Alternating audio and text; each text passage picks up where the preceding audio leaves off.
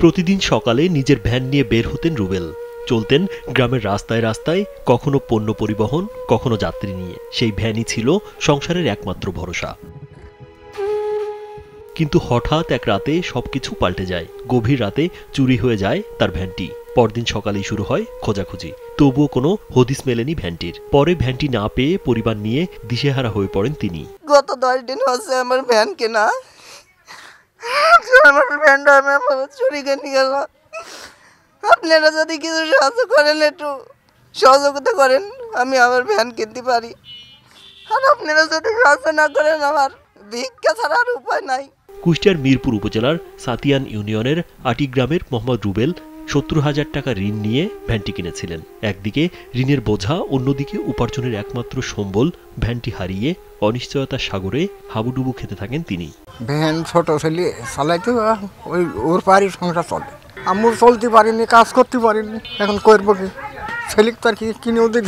বিষয়টি জানতে পেরে অসহায় এ ভ্যান চালকের পাশে দাঁড়ান জেলা ছাত্র দলের সাধারণ সম্পাদক তসলিম উদ্দিন নিশাত। ভ্যান হারানোর দুদিনের মাথায় নতুন একটি ভ্যান কিনে দেন এই ছাত্র নেতা। আমি নিজে থেকে উদ্যোগ নিয়ে রুবেলকে একটি ভ্যান উপহার দিয়েছি।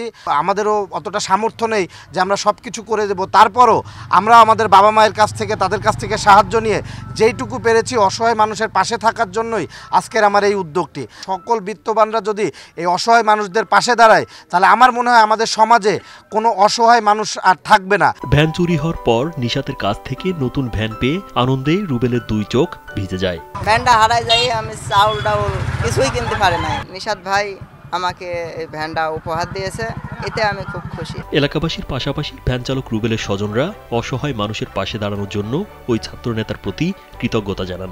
একটা ভালো ছেলে, আর যেই ছেলেটার ভ্যানটা দিচ্ছে এই ছেলেটা নিতান্ত খুবই ভালো ছেলে। যদিও গরিব, কিন্তু মন মানুষটা খুবই ভালো। আজকে নিশাত যে কাজটা করলো, এটা একটা আমাদের গ্রামের জন্য একটা স্মৃতি হয়ে থাকবে নিশাতের জন্য। তার হাত আজ 2 দিনে একদম শূন্য হয়ে গেছিল। অসহায় মানুষ নিশান ভাই, আল্লাহ তাকে দীর্ঘজীবী করুক।